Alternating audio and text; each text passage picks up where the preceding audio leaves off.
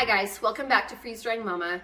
Today I wanted to talk to you more about lyophilization and the process behind it. I had a really great question, I think it was from QC on one of my other videos, and he was asking me, or she was asking me, if the trays get hot enough to cook raw food. He was asking me a really great question about how it works, and you can hear my pump chugging in the background, I'm sorry about that. Lyophilization works really well. The process is actually something that's really fun to explain, and I'm going to show you using kind of an object lesson. Okay, so lyophilization is the process of freezing an item, heating it up, and sucking that vapor away.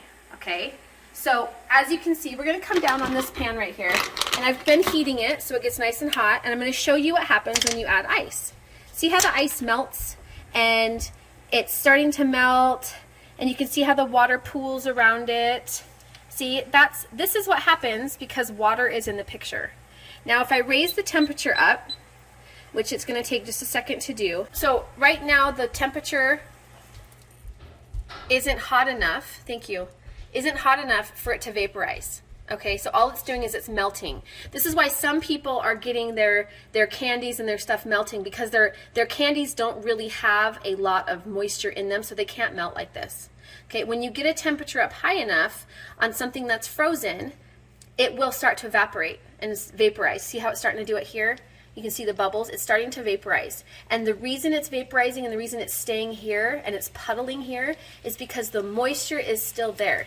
Now, as it's coming off with the vapor, the vacuum, if it was in a vacuum process, it would suck that vapor before it has a chance to even puddle around the ice. You can go ahead and add another one for me. So just a second. Okay, so what this is doing is, as it's getting hotter, the vapor comes up. If it was a normal food and it was in here cooking, that water would not be diminishing, it would actually be denaturing the proteins, which is what we're going to get into in our egg, how to reconstitute egg powder video. But what I'm going to show you right now is, now that the pan's heated up appropriately, go ahead and put the ice cube in there, honey. Now you can see how it's almost immediately vaporizing. Can you see how the vapor is coming off of it faster?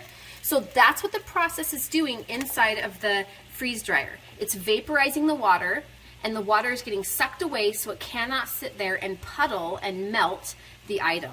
That's why, like your ice cream, if your ice cream is getting, is like puddling and stuff, it's because it's not frozen all the way.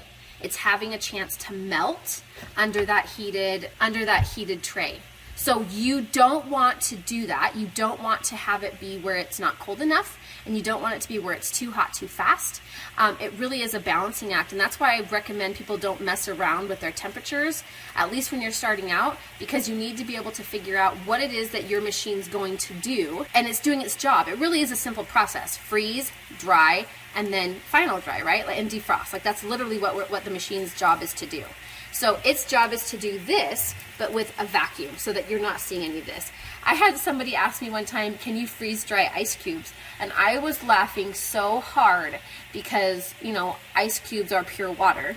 So I wasn't sure, I didn't know if it was a serious question or not. It turns out it was a serious question. But then it actually started to make sense, because we think that ice is actually made up of other things. It can be. So if you did a juice that's an ice cube juice, like a Kool-Aid juice, and you freeze dried it with its sugar and whatever in it, it would lose the water, but it wouldn't lose the Kool-Aid aspect of it. It would just be very, very small, right?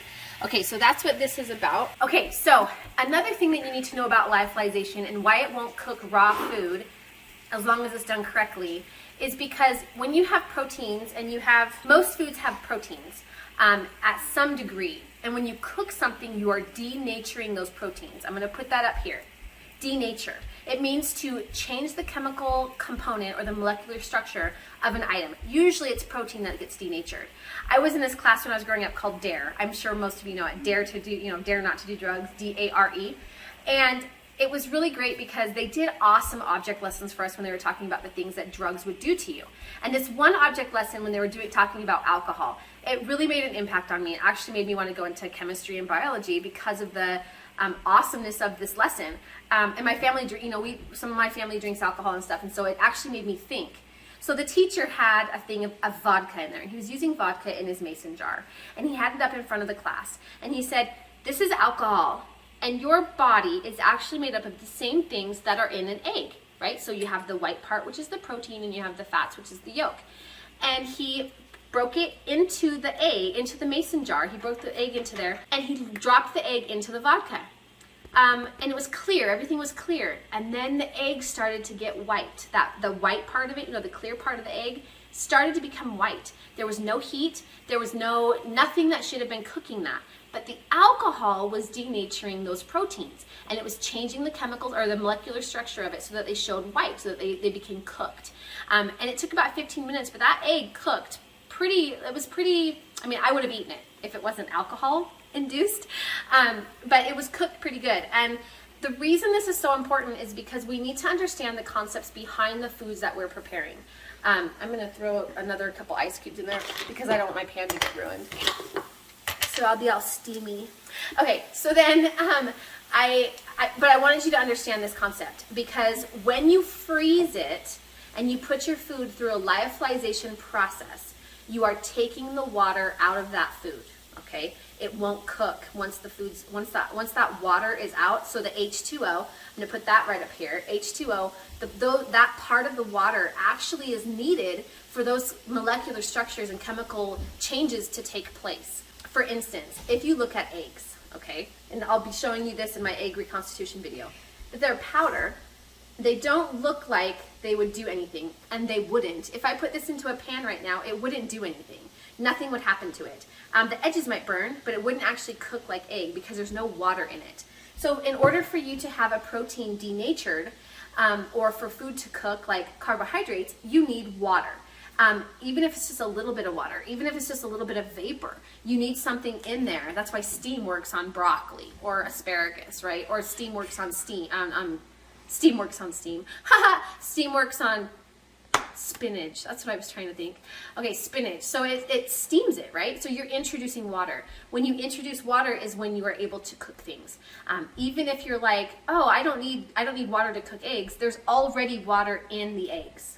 Okay, so that's what you need. Now, the next thing you need is a catalyst. So you need your water, you need your item, and you need a catalyst. And your catalyst could be heat, it could be alcohol, it could be something chemical. So something in there needs to catalyze that protein, or it won't denature. It just won't. So if you take one of those out, then you won't be having a cooked product. So like, for instance, egg. If you have the egg, but there's no water in the egg's been freeze-dried, and you still have a catalyst, that egg will not cook. It might burn, but it won't cook. So there is that situation there where you have to make sure that all of the water is out before you actually do anything else with it. Okay, so I hope that makes sense. If you have any questions, please let me know. I love talking about the science behind this process. Lyophilization, it's a hard word to say. It's even harder to spell. I think it's Lyophilization. I probably got that wrong, and I'll have to fix it on the video. But yeah, I love this process, and I think it's really important for us to understand it before we can actually manipulate it. It's like they say, understand the rules of driving before you break them. So it's kind of like that. Understand the rules and the concepts behind the philosophy and the application of freeze drying before you start breaking them. And I think once we do that, we'll all be doing so much better with our food preservation.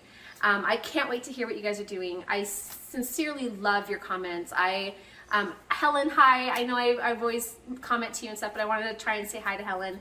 I feel like I'm getting to know you guys, and I just am loving this interaction that we're having. I feel like I'm not alone with my freeze drying process, and I'm just so grateful to have you guys. I've got friends up here, Travis and Cammie, and everybody's doing their freeze drying up here with me, and I feel like this is actually starting to become a really nice little tight-knit family, and we're helping each other. And you know, what family doesn't revolve around food? I don't know. I mean, mine is. I'm surprised my kids aren't huge, because I'm like constantly like, I love you, here's something to eat.